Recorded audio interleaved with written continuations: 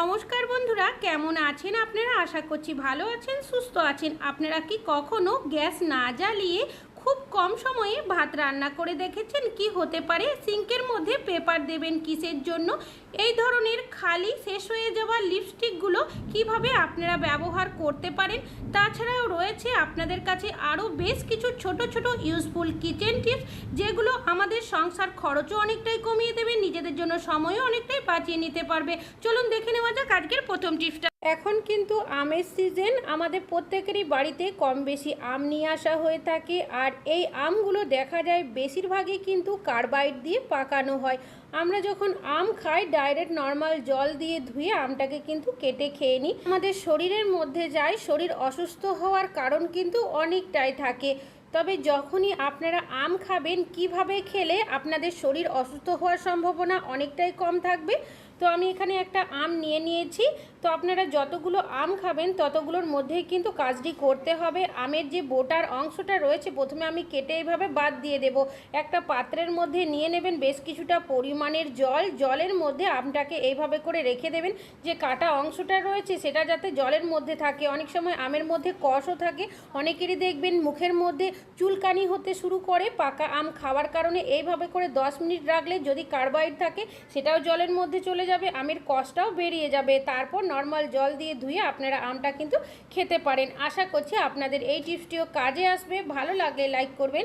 এখন চলে যাচ্ছি পরবর্তী টিপসে। মহিলারাই কিন্তু লিপস্টিক বা লিপ বামের ব্যবহার করে থাকি। তবে লিপস্টিক বা লিপ বাম যদি শেষ হয়ে যায় সেক্ষেত্রে এগুলো কিন্তু প্রত্যেকেই ফেলে দিই, কোনো কাজে ব্যবহার করি না।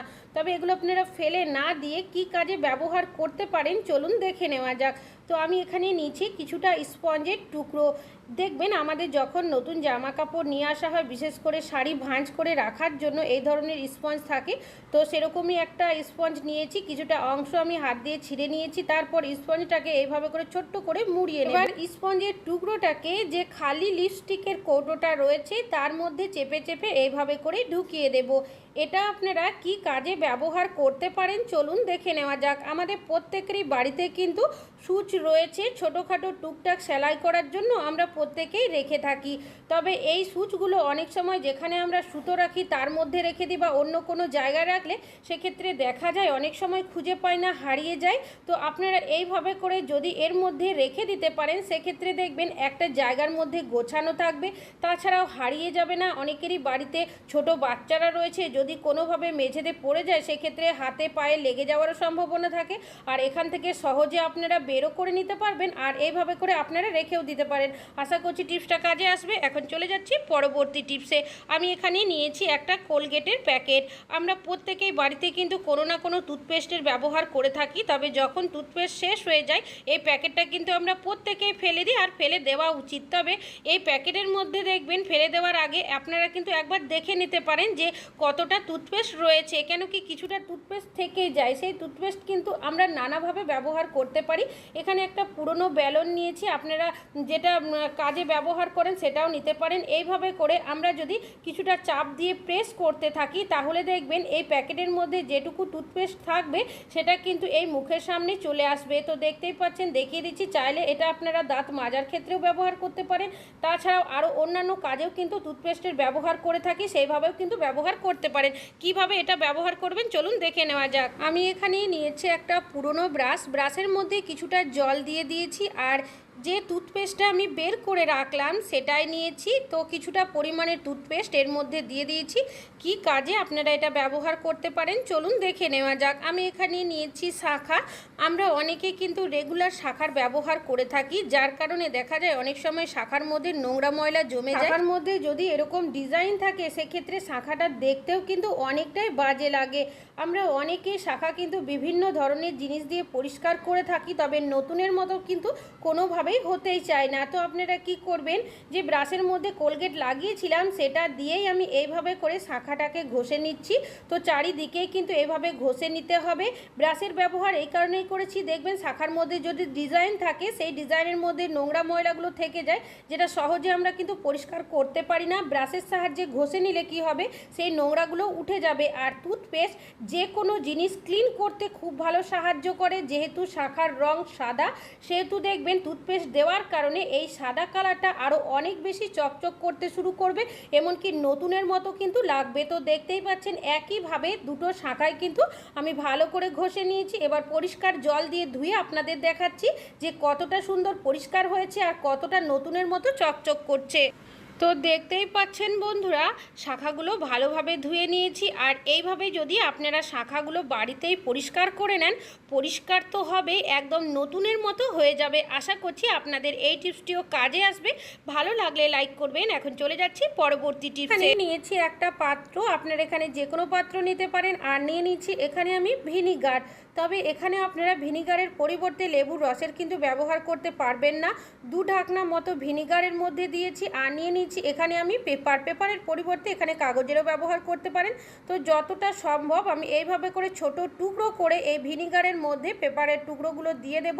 তারপর খুব ভালোভাবে এইভাবে করে আমি ডিপ করে দেব। এইভাবে ডিপ করার পর আপনারা রেখে দেবেন 5 মিনিটের জন্য, যাতে করে পেপারটা আরও বেশি একটু নরম হয়ে যায়। করে 5 মিনিট রেখেছিলাম। এবার এটাকে আপনারা কোথায় কি কাজে ব্যবহার করতে পারেন চলুন দেখে নেওয়া যাক। আমরা প্রত্যেকেই বাড়িতে কিন্তু কিচেন সিঙ্কের ব্যবহার করে থাকি। কিচেন সিঙ্কটা আমরা যতই ভালোভাবে ধুয়ে পরিষ্কার করি না কেন, কিচেন সিঙ্কের মধ্যে দেখবেন একটা জলের আয়রনের দাগ পড়ে যায়, সাদা সাদা লাগে, দেখতে অনেকটাই বাজে লাগে। তো আপনারা যখনই কিচেন সিঙ্ক পরিষ্কার করবেন, এইভাবে করে ভিনিগারের মধ্যে পেপার কিছুটা ডিপ করে সেটা দিয়ে এইভাবে করে ঘষে নেবেন। এইভাবে ঘষে নিলে কি হবে, কিচেন সিঙ্কটা পরিষ্কার তো হবেই, দেখবেন কিচেন সিঙ্কটা ধোয়ার পরে যে একটা সাদা আয়রনের স্পটের দাগ পড়ে যায়, সেই দাগটা কিন্তু কোনোদিনই পড়বে না। আমি প্রথমে এটাকে ভালোভাবে ঘষে নিচ্ছি। তো দেখতেই পাচ্ছেন কিচেন সিঙ্কের মধ্যে যে নোংরা ময়লাগুলো ছিল সেটা কিন্তু একদম উঠে পরিষ্কার হয়ে গেছে। আর যেহেতু ভিনিগারের মধ্যে পেপারটাকে ডিপ করে রেখেছিলাম, এটা অনেক বেশি পাওয়ারফুল হয়ে যায়, যার কারণে কি হয় যে কিচেন সিঙ্কের মধ্যে একটা জলের আয়রনের দাগ ছোপ পড়ে যায়, সেই দাগ কিন্তু কোনোভাবেই প্রথমে কিচেন সিঙ্কটাকে জল দিয়ে ভালোভাবে ধুয়ে আপনাদের দেখাচ্ছি যে কতটা পরিষ্কার হয়েছে। এইভাবে পরিষ্কার করলে আপনারা যতই জলের ব্যবহার করেন না কেন, কিচেন সিঙ্কের মধ্যে দেখবেন জলের আয়রনের দাগ কিন্তু কোনোদিনই পড়বে না। আশা করছি টিপসটা কাজে আসবে। ভালো লাগলে লাইক করবেন। এখন চলে যাচ্ছি পরবর্তী টিপসে। আমি এখানে নিয়েছি হ্যাঙ্গার। আমাদের অনেকেরই বাড়িতে এমন ধরনের হ্যাঙ্গার থাকে যেগুলো হয়তো আমরা অনেক সময় ব্যবহার করি না, বেকারই পড়ে থাকে। সেক্ষেত্রে এই ধরনের হ্যাঙ্গারগুলো আপনারা কিভাবে কি কাজে ব্যবহার করতে পারেন চলুন দেখে নেওয়া যাক। তো আমি এখানে একটা কাপড় নিয়েছি, কাপড়টাকে জল দিয়ে ভালোভাবে ভিজিয়ে নিংড়ে নিয়েছি। কাপড়টাকে এইভাবে ডবল করে আমি বিছিয়ে দিয়েছি, হ্যাঙ্গারটাকে মাঝের মধ্যে রেখে দিয়েছি। তারপর এই কাপড়টাকে এইভাবে করে ভালো করে একটু পেঁচিয়ে নেব। এবার যাতে কাপড়টা খুলে না যায়, এইভাবে করে জামা কাপড় যে মেলার ক্লিপগুলো থাকে সেটা দিয়ে ভালো করে আটকে দেব। এটাকে আপনারা কোথায় কিভাবে ব্যবহার করবেন চলুন দেখে নেওয়া যাক। আমাদের প্রত্যেকেরই বাড়িতে এমন কিছু জিনিসপত্র থাকে, তার তলার সাইডগুলো দেখবেন অনেক সময় নোংরা ময়লা জমে থাকে। আমরা না তো ঝাড়ু দিয়ে পরিষ্কার করতে পারি, না তো কোনোভাবে মুছতে পারি, কেন কি তলার সাইডগুলো এতটাই নিচু থাকে, আমরা কিন্তু কোনো জিনিস দিয়ে বা হাত দিয়ে সহজে পরিষ্কার করতে পারি না। রেগুলার পরিষ্কার না করার কারণে অনেকটাই নোংরা ময়লা কিন্তু থেকে যায়। তো এইভাবে করে হ্যাঙ্গারটা দিয়ে যদি আপনারা পরিষ্কার করতে পারেন, তাহলে দেখবেন ঝাড়ু পোছা কিন্তু একসাথেই হয়ে যাবে। তাছাড়াও এইভাবে পরিষ্কার করতে আমাদের কিন্তু একটু অসুবিধা হবে না, কেন কি এই হ্যাঙ্গারটা অনেকটাই সরু থাকে, যার কারণে আমরা খুব সহজেই কিন্তু এইভাবে করে একসাথে পরিষ্কার করে নিতে পারবো। ঝাড়ু মোছা একসাথে দুটোই হয়ে যাবে। আর দেখতেই পাচ্ছেন কতটা নোংরা ছিল। আশা করছি টিপসটা কাজে আসবে। ভালো লাগলে লাইক করবেন। এখন চলে যাচ্ছি পরবর্তী টিপসে। নিয়েছি কানের দুল। আমরা প্রত্যেকটা মহিলারাই কিন্তু কানের দুল পরতে পছন্দ করি। অনেকে দেখবেন এই ধরনের একটু ভারী ধরনের কানের দুল পরে থাকি। তবে সমস্যাটা কি হয়, অনেকেরই দেখা যায় কানের যে ছিদ্রটা থাকে অনেকটাই কিন্তু বড় হয়ে যায়, যার কারণে এই ধরনের যখনই আমরা বড় ধরনের কানের দুল পরি, সেক্ষেত্রে দেখা যায় কানে ঠিকভাবে সেট হয় না, অনেকটাই নিচের দিকে নেমে যায়। তো এই ধরনের সমস্যা হলে আপনারা কিন্তু একটা কাজ করে নিতে পারেন। আমি এখানে নিয়েছি একটা টিপের পাতা, এখান থেকে একটা টিপ খুলে নিয়েছি। এটা থাকে সেটা এইভাবে ভেতরের সাইডে দিয়ে ঢুকিয়ে দিতে হবে। কানের দুলটা যখনই পরবেন, দুলটা পরার পর আপনারা এইভাবে করে টিপটাকে পরিয়ে দেবেন। তারপর কানের দুলের যে প্যাচটা থাকে সেটা দিয়ে এইভাবে আটকাবেন। আঠাটা থাকার কারণে টিপের মধ্যে কি হবে, যে ছিদ্রটা বড় থাকে, বড় থাকার কারণে কি হয় কানের দুলটা নিচের দিকে নেমে যায়, সেই নেমে যাওয়ার সমস্যাটা কিন্তু হবে না। আশা করছি আপনারা কিন্তু এইভাবে করে টিপসটা ফলো করতে পারেন যাদের কানের দুলের ছিদ্রটা বড় হয়ে গেছে।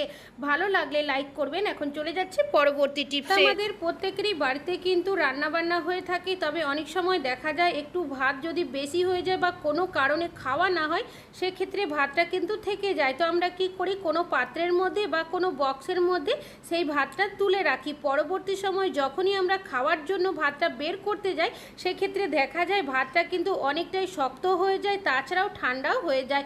আর এই ভাত কিন্তু তখন আমরা ফ্রিজ থেকে বের করে কেউই কিন্তু খেতে পারি না।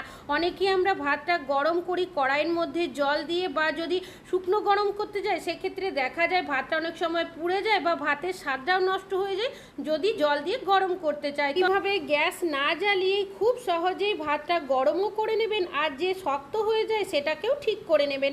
এখানে একটা ক্যাসরোল নিয়েছি, আপনার এখানে ক্যাসরোল অথবা হটপটের ব্যবহার করতে পারেন। বেশ কিছুটা পরিমাণের গরম জল দিয়েছি, এখানে কিন্তু বেশ ভালোই জলটা গরম করতে হবে। তারপর ভাতের যে পাত্রটা রয়েছে এর মধ্যে বসিয়ে দিয়েছি, এইভাবে করে রেখে দিচ্ছি আমি 5 মিনিটের জন্য। 5 মিনিট পর আমি এটাকে খুলে দেখাচ্ছি। তো দেখতেই পাচ্ছেন বন্ধুরা, ভাতটা কিন্তু এখন সম্পূর্ণ ভালোভাবে গরমও হয়ে গেছে, যে শক্ত ভাবটা ছিল সেটাও কিন্তু এখন চলে গেছে। এবার এইভাবে করে কিন্তু আপনারা ভাতটা খেতে পারেন, কোনোভাবেই গ্যাস জ্বালানোর প্রয়োজন হবে না। অনেক সময় দুটো ওভেনের মধ্যে যদি কোনো রান্নাবান্না করে থাকি সেক্ষেত্রেও কিন্তু সমস্যা হয়। তো এইভাবেই যদি আপনারা একটু গরম জল করে হটপট বা ক্যাসরোলের মধ্যে দিয়ে রাখতে পারেন, তাহলে কিন্তু খুব সহজেই ভাতটা গরম হয়ে যাবে। নিয়েছি বেশ কিছুটা পরিমাণের চাল। ভাত আমাদের প্রত্যেকেরই বাড়িতে কিন্তু কম বেশি রান্নাবান্না হয়ে থাকে, তবে ভাতটা সেদ্ধ হতেও কিন্তু বেশ অনেকক্ষণই সময় লাগে, যার কারণে গ্যাসের খরচও কিন্তু অনেকটাই হয়। আপনারা যখনই ভাত রান্না করবেন, কিভাবে রান্না করলে আপনাদের ভাতটা খুব তাড়াতাড়ি হয়ে যাবে, গ্যাসের খরচও কম হবে, এমনকি ভাতটা দেখবেন একদম সাদা ধবধবে হবে। আমি চালটাকে ভালো করে ধুয়ে নিয়েছিলাম, এবার এর মধ্যে দিয়ে দেব সামান্য পরিমাণের লবণ। লবণটা দিয়ে খুব ভালোভাবে মাখিয়ে নেব। চাল আমাদের যেখান থেকে কিনে নিয়ে আসা হোক না কেন, চালটাকে বেশ কিছুদিন ভালো রাখার জন্য নানা ধরনের কীটনাশক বা কেমিক্যালের ব্যবহার করা হয়ে থাকে। ডাইরেক্ট যদি নর্মাল জল দিয়ে ধুয়ে আমরা ভাত রান্না করি, সেক্ষেত্রে শরীর অসুস্থ হওয়ার সম্ভাবনা অনেকটাই থাকে। তবে যখনই আপনারা চালটা ধোবেন, ধোয়ার পর কিছুটা পরিমাণের লবণ মাখিয়ে রেখে দেবেন, তারপর দিয়ে দেবেন বেশ কিছুটা পরিমাণের জল। এইভাবে করে দেওয়ার পর রেখে দেবেন 5 মিনিটের জন্য। 5 মিনিট মতো রেখেছিলাম, দেখতেই পাচ্ছেন চালটা কিন্তু এখন ভিজেও গেছে ভালো মতো। আর এইভাবে যদি আপনারা ভাতটা রান্না করেন, সেক্ষেত্রে একটা চালও কিন্তু ভেঙে যাবে না। লবণ দেওয়ার কারণে যদি কোনো কীটনাশক থাকে সেটাও বেরিয়ে যাবে, তাছাড়াও ভাতটাও একদম সাদা ধবধবে হবে। যে পাত্রের মধ্যে ভাত রান্না করব, সেই পাত্রের মধ্যে বেশ কিছুটা জল আমি গরম করতে আগেই বসিয়ে দিয়েছিলাম। চালটা যেটা ধুয়ে রেখেছিলাম সেটাও এর মধ্যে দিয়ে দিয়েছি। এবার এই ভাতটা রান্না করার সময় আপনারা কি করবেন, খুব ভালোভাবে এটাকে ফুটিয়ে নেবেন 5 মিনিটের জন্য। যখন খুব ভালো মতো ভাতটা ফুটে উঠবে, তখন আপনারা কি করবেন, গ্যাসের ফ্লেমটাকে বন্ধ করে দেবেন।